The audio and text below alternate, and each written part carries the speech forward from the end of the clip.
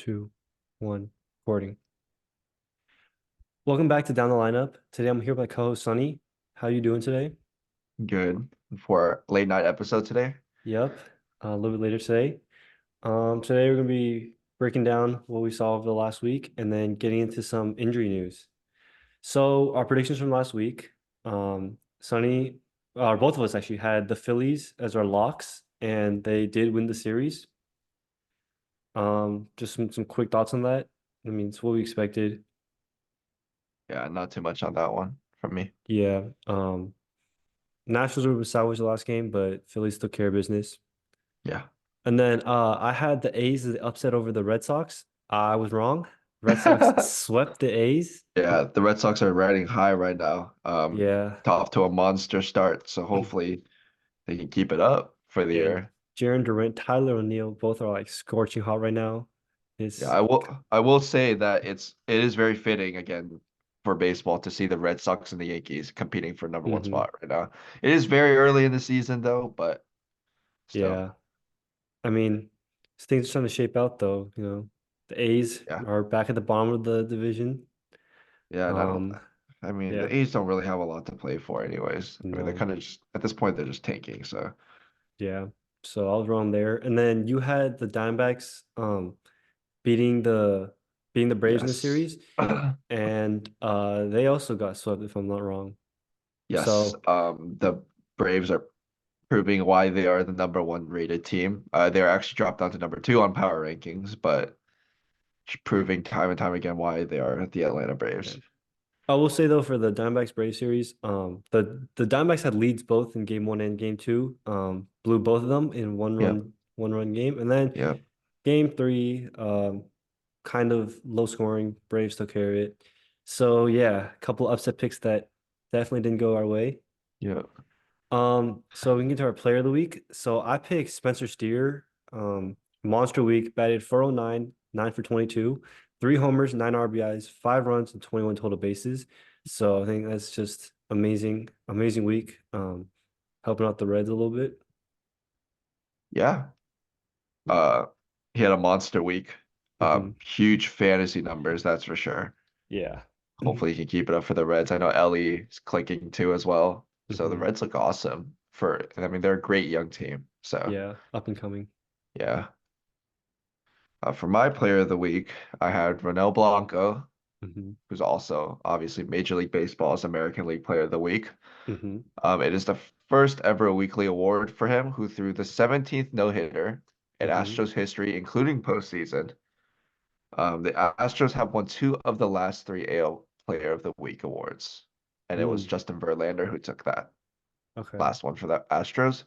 The two starts, Blanco has gone 2-0. He took the Rangers to six no-hit innings after he threw his no-hitter.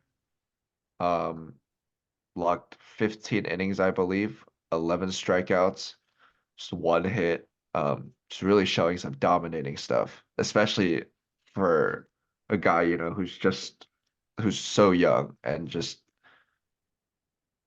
I mean, so new, I guess you could say.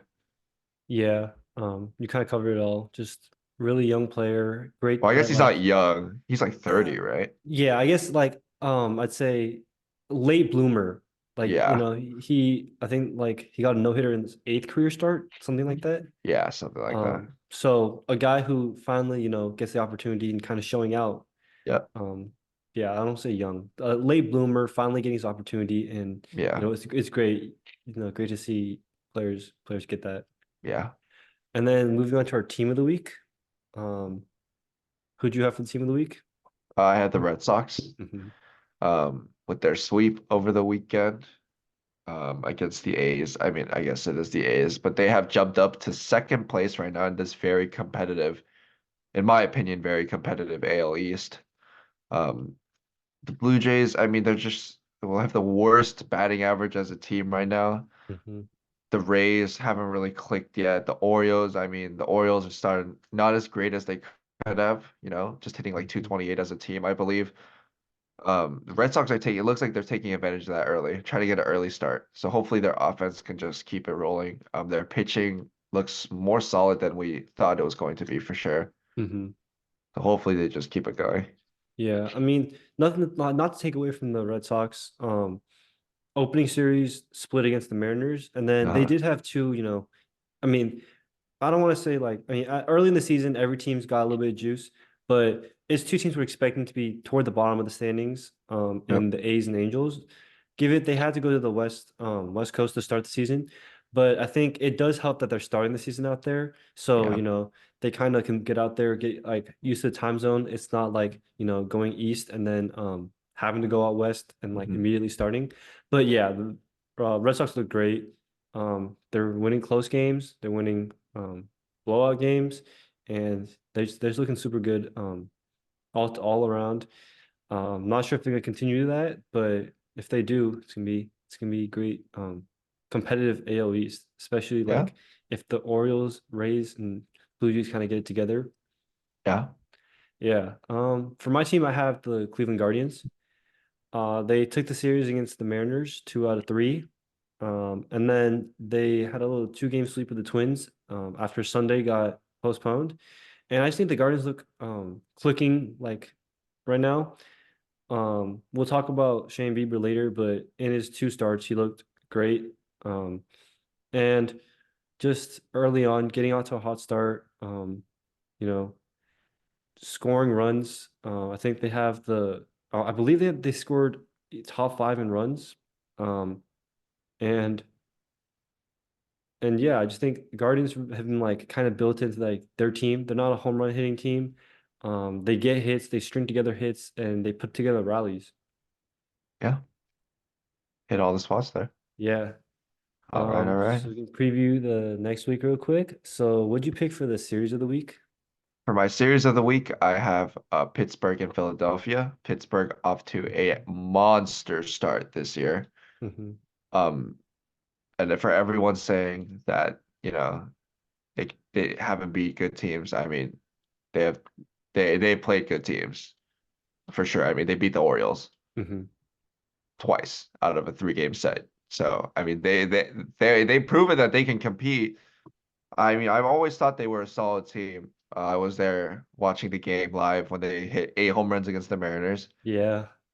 I know you were too. Yep. Yeah, it's just Pittsburgh has a lot of potential, I feel like, and they're a very underrated team. Nobody talks about the Pirates a lot. Hmm. Um, and just them going up against the NLCS, contenders in the Phillies. Um, yeah, it'll be pretty exciting to watch them play someone in the NL that we could possibly see them play in the playoffs. They Yeah. continue to keep on this run. A little battle of Pennsylvania there. Yeah, I just think, yeah, like you hit all the good spots. Pittsburgh's really underrated. They got, a little youth, they got a little veteran leadership. I just think, you know, Philly's been there. I think Pittsburgh's trying to get there, and it's just gonna be a series like a little, like the guys at the top versus the guys who are, fighting for that top spot. It's gonna be an interesting yeah. series. Yeah. It'll be great to see Pittsburgh play in a playoff environment like Hmm. Philly. I feel like Philly's always a playoff environment, especially during the weekend, which it'll be a Hmm. weekend series, or there will be a game in the weekend. Yeah. It'll be a good test for Pittsburgh and for this hot run they're going. It'll really prove and set the naysayers aside. Yeah. I think you hit it on the Yeah, spot there. yeah. The series I wanted to highlight was the Brewers Orioles. Mhm. I'd say both teams are relatively young. Orioles obviously being one of the youngest teams in the league. Brewers got a little bit of youth. Jackson Churrio's been looking pretty good. I think the Brewers have come out hot, 6-3 record. Obviously, they're behind Pittsburgh because Pittsburgh's been blazing hot. But, you know, the Brewers have been underrated. They've been a team that, they've strung together some wins, and I think, they can kind of go into Baltimore, put up a fight. And then I think Baltimore's a team, they didn't start off as hot as they wanted to. They're gonna want to contend, they're gonna be a contender for the AL playoffs, AL East. And I think this is a series that can be big, like early for both teams. If Brewers can, go out there, take the series, then I think it really catapults the Brewers, back into the top of the NL Central like conversations. And Yeah, then the Orioles, it's like a little test to see can they get back to the best team in the AL as they were last year. yeah, absolutely. Yeah. Upset series of the week. For my upset, I chose the Cardinals beating the Diamondbacks, Hmm. rating World Series contending World Series competing Diamondbacks from 2023. Hmm. Cardinals off to a not so great start this year. They are last in their division, I believe, Hmm. like 5-6 or something. It's just a slow start. Feel Yeah. like Goldschmidt and Arenado, especially Arenado needs to start picking it up a little more. Hmm. I don't know. I just feel like they'll figure it out against the Yeah. Diamondbacks. And with the Diamondbacks, not superstar level pitching either. Hmm. I feel like it'll be good for the Cardinals to get back into the swing of things. Yeah. Diamondbacks haven't really started off as hard as they want to either. Yeah. They're a team that's been a little bit below expectations. For And that mine, I whole have that oh, is it? sorry, that whole NL West is just looking shaky to add on to that, besides Yeah. the Dodgers. I mean, nobody is 500 right now. Yeah. Yeah. Um, and then my upset series, another team in the NL West, I got the Rockies taking one over the Blue Jays. I just think the Blue Jays, they ain't hitting, and that's a Yeah. problem. Um, and I think, when you're not hitting and your pitching isn't like on its ace level, Yeah. then there's some problems there. Yeah. And, the Rockies can go in there, young team, nothing to lose. And I can see them taking a series there. Yeah. Absolutely. And then your lock of the week. My lock of the week, I have Texas beating Oakland. I just don't see any way in any world that Texas chokes this, blows this in any way. I literally put like all the money I have on it that Yeah. Texas is not going to lose this series. Yeah. Texas looked great. Oakland, they're back at the bottom of the standings where we expect to see them. Yeah. So yeah, I'm not surprised there. I have the Reds over the White Sox. The White Sox are just so injured. Luis Robert, Eloy Jimenez, we'll get into that a little bit later. Yeah. But I mean, other than Garrett Crochet, that team is just decimated. Um, and the Reds, like you said earlier, they're a young team. They're looking nice, and I think they can ride the momentum into the weekend, and take the series over the White Sox. Yeah. So we can get into the bulk of the episodes, which is like something we don't really want to talk about, but the injuries around the league. Um, we're what 2.5 weeks in, Yeah. and we've already seen some major players get out. Josh Young, 6 weeks with a fractured wrist. That's a big blow for a Texas team that, looking to repeat. What are your thoughts on like Josh Young's like absence and like do you think it really Um, makes a big difference? First of all, I had him on my fantasy team, Yeah. so this is just a huge blow for me.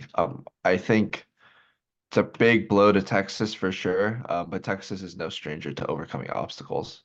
Yeah. So, we'll see how they do. I believe they called up a prospect, right? In light of Jung's absence. Yeah. Absence. I think Josh Smith's gonna be the guy at their base Yeah, consistently. yeah, And I think yeah, Texas, I don't really think like I think Texas can manage without Young. He's gonna yeah, be missed, but I don't think we're really like Texas really isn't dependent on Young. I think yeah, they've got other guys like Corey and Marcus yeah, at the top lineup. So it's just gonna be a bat missing, but I think they'll manage without him. yeah, With the Red Sox, Trevor Story, 10-day IL with a dislocated shoulder. We saw him fall awkwardly on a like trying to make a diving stop against the Angels. I think this is just like devastating for Trevor Story, a yeah, guy who's really not been able to stay healthy, yeah. and I think it's just terrible for him. Yeah, it just sucks, man. It just seems like every time he's back and he's playing great defense and he's hitting well, it's just something happens to him every single time. Hmm. It could be honestly all his time in Colorado, then switching Maybe. to Boston with like that massive altitude change, maybe he's just not used to it.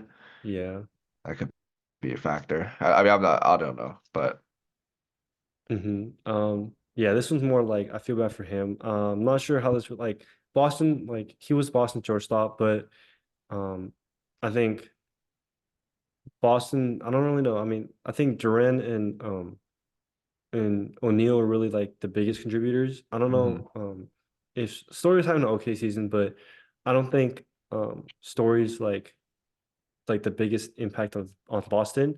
I just think like it's terrible for him, like a guy Mhm. who dealing with injuries and just can't catch a break.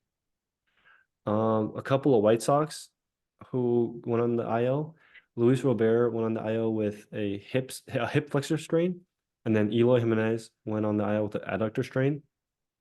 Some quick thoughts on the White Sox outfielders. Uh, I mean, at this point, the Red Sox aren't really playing for anything right now, it seems like. Hmm. I mean, they are off to a horrible start. I mean, they're Yeah. they're 1-9. I mean, obviously, we're only 10 games in a 162 game season, Hmm. but I mean, they're just not playing great baseball. You know what I'm saying? So, I mean, this isn't really gonna like it's not gonna like be the end of the world for them. You know what I'm saying? Like Hmm. they have bigger problems to deal with. Yeah. I So, mean, the White Sox weren't like a team that was like I was expecting to do well anyways, but yeah, like Robert was kind of a guy, might be like a little shining star in the middle of like the yeah, dumpster fire, and him being out just kind of like there's really no one to watch on this White Sox team. Garrett yeah. Crochet's been nice, but I mean, yeah, like we kind of mentioned earlier, the White Sox are just I don't know. This team might be worse than the A's this year, especially if like these guys are out for longer than the 10 days. Yeah. Yeah. And then a big issue that's been going around the MLB right now. Some pitchers been going on the IL and some season-ending injuries, specifically with their elbows. So first, Shane Bieber announced that he was gonna have season-ending Tommy John surgery. I just think this is just like for a Cleveland team that started off so hot, this is just like a huge blow. Their ace going down for the season. Mhm. Um, and he was looking to bounce back from last year. Yeah. I just think, yeah, this is terrible for both the Gardens and Shane Bieber. Um, I mean, yeah, not much to say on that one. yeah. You kind of hit it there. Another guy, Perez, from the Marlins. He also is going on a knife with season-ending Tommy John surgery. Um, Marlins started off pretty bad. Um, but this is just another instance of a young guy who throws hard, having elbow issues. It's something we're seeing more common nowadays. Yeah, I mean, it seems like I mean, just like with especially with pitchers, like it feels like the Marlins can't catch a break this year, Hmm. you know. Um, yeah, I mean, we'll touch up on um elbow injuries in just a second, but Yeah. we have a few more injuries first. Yeah. The last injury the last big name injury I'd say Yeah. is Spencer Strider. Mhm. Um, he been diagnosed with a UCL sprain, and it's been announced he's gonna be out an extended period of time. Yeah. We don't know like how long that's gonna be. We don't know if he's gonna have to go through Tommy John, but UCL is something you associate with Tommy John. Yeah. So that kind of like ties into the issue. Does MLB have an elbow injury problem? You know, Guys are throwing harder and harder now, Mhm. but it also like, means people are going like more players are going through elbow injuries, elbow reconstruction, Tommy John. Yeah. Like it seems like everyone these days has at least had one Tommy John. Yeah. Yeah, I listened. It got like brought back on my feed an interview with Glass now. This was like back when the sticky stuff was going on. He said that like without the sticky stuff, like pitchers have to like, grip their like off speed, like their curveballs. They have to like choke it up a little bit more so they can get the spin. Fastballs they gotta like grip it a little bit further into their hands, and it's no longer like holding it. He described it as holding an egg to get that like spin with this with like the being able to grip the ball, and it's more like you have to like kind of force the spin, and it puts a lot more stress on your elbow. Do you have any like thoughts about like just the injuries, like the MLB injury, like almost like a virus with the elbow injuries, just people going down Well, left and right? I mean, I watched an interview today with Justin Verlander, Hmm. and obviously a guy like him knows what he's talking about, and as a pitcher myself too, I could relate to this. I mean, he mentioned that it was just a, a plethora of of things, you know what I'm saying? Hmm. It's just so many different things. He thinks it's a little bit of everything that ties into it. You know, with how centered the game is around velocity nowadays.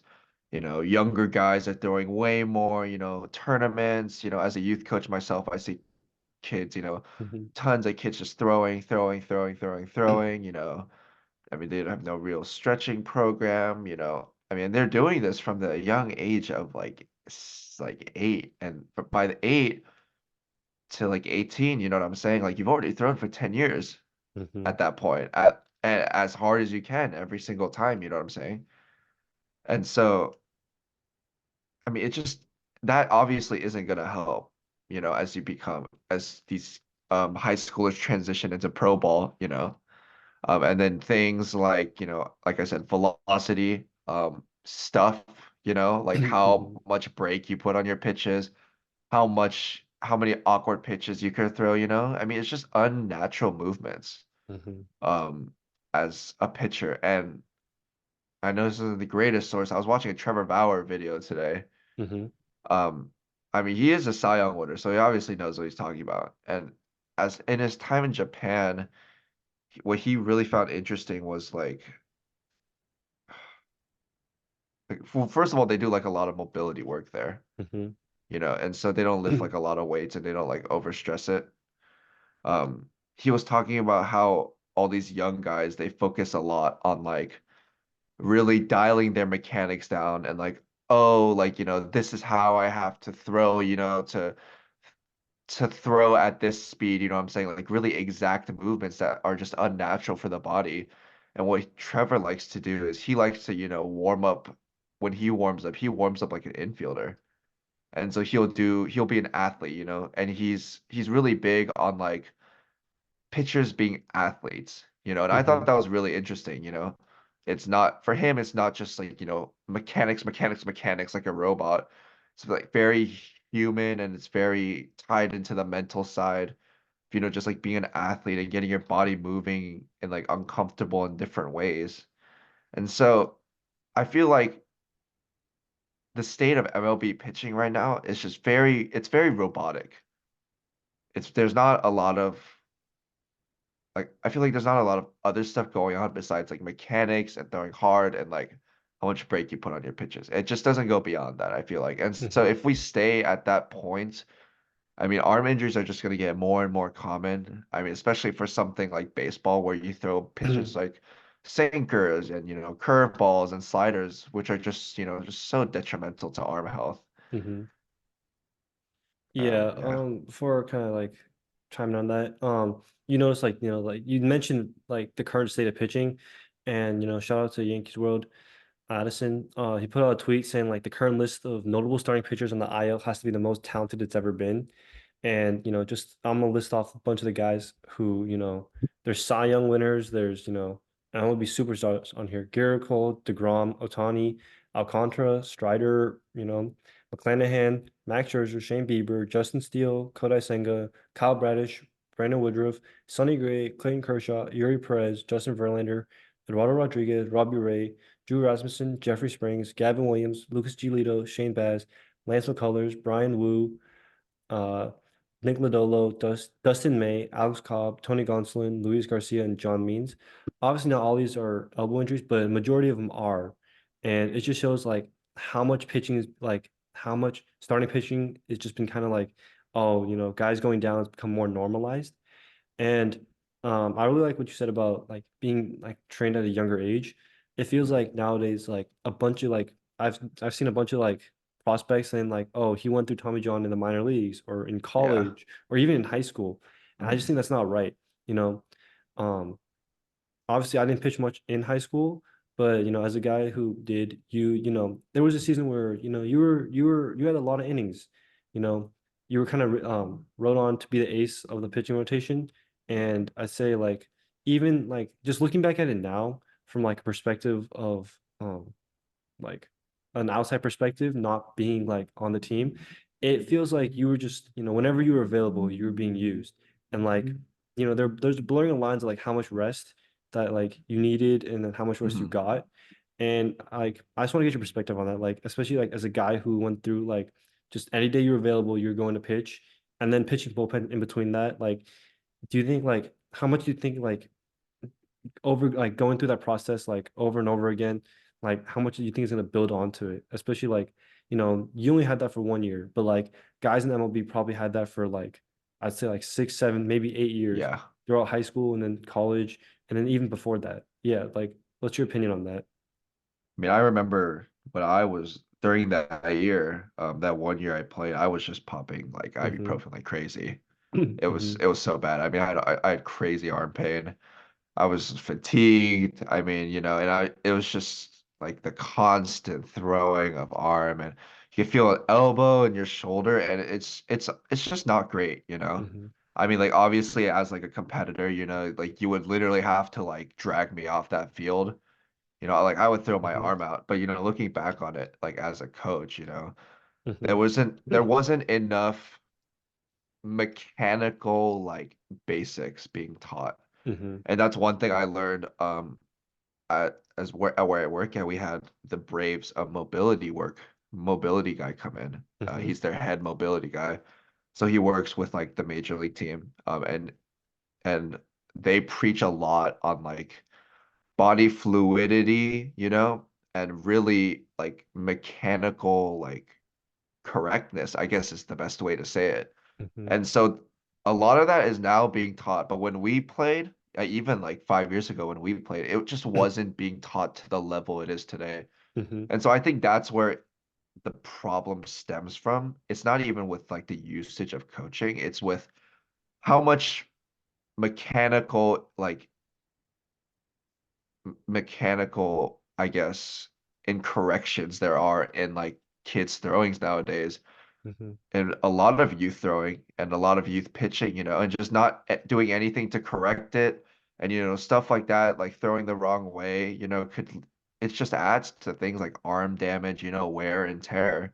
Mm-hmm. And so that's where, in my opinion, that's where it stems from is, the coaching as a youth to throw correctly, to properly take care of your arm, to understand when to stop, Mm-hmm. if that makes sense. And Yeah. so yeah, if I did what I did for like 6 years and then try to go play pro ball, I mean I probably have like two surgeries by now. Mm-hmm. So yeah. Yeah. What do you think about like the solutions to this problem? Like, do you think there is a solution? Do you think like there is a way to like, minimize the future injuries of young players? And even like at a higher, like in the MLB level, do you Uh, think like there should be like more rest? Do you think it's like a rest issue? Do you think like it's like a, like arm training issue? Like how do you think like this like what's the solution here if there even is one? I mean, yeah. because we're not in the clubhouses. We don't really know what's Mm, going on. yeah. Obviously, we're not doctors. We don't know like Mm, what like if there's a specific way that like a specific mechanic that yeah. like causes the injuries. Mm, We're not like that dove in, but like I've noticed that like there are guys who like they throw a certain way and like you can kind of predict arm injuries. And I'm just mm. wondering like do you think like at a younger age you think there is a way to kind of like combat that? Yeah, I mean, like I said before, the first step is to, teach correct mechanics. And so that's one thing I really preach with my team when I coaching them, because they're a very young team.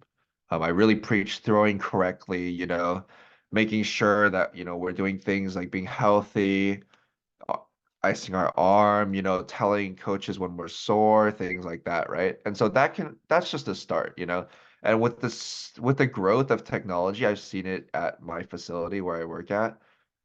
Pitchers, you got these things that like, you put on your wrist, and it tells you like the metrics of your arm, and like where you should be at like the percentile wise, and like there are apps now that like if you have a certain injury or a certain pain, it'll give you like a list of stretches to like combat it, Times are changing, and as the times change, I think arm care will just get better and better for youth. But I just feel like right now in the MLB, like I feel like those guys are just guys, that have been like raw dogging it for like 20 years straight, like and with like an ibuprofen a day. And so for those guys, I mean, they're screwed. But if we could get our youth right now to, understand more about their arm care as individuals themselves and not just their parents, allowing these kids to understand like, hey, like I need to do this to take care of my arm. These are the things I need to eat. These are the things I need to do when I work out. These are the like this is what I need to, you know what I'm saying? Like all that, if they can understand that, um, and preach it more at a young age, I feel like it'll be really good for Major League Baseball because we got kids coming in with better routines, healthier arms, you know what I'm saying? It obviously won't eliminate the problem because at the end of the day, like I said, baseball's unnatural movements. Um, but we could definitely bring the rate down. Yeah, I think like, just yeah, like combating at a younger age and then just like having the training, I think that's really going to help. Um, yeah, that's kind of it. So thank you guys for listening, and I'll catch you on next week.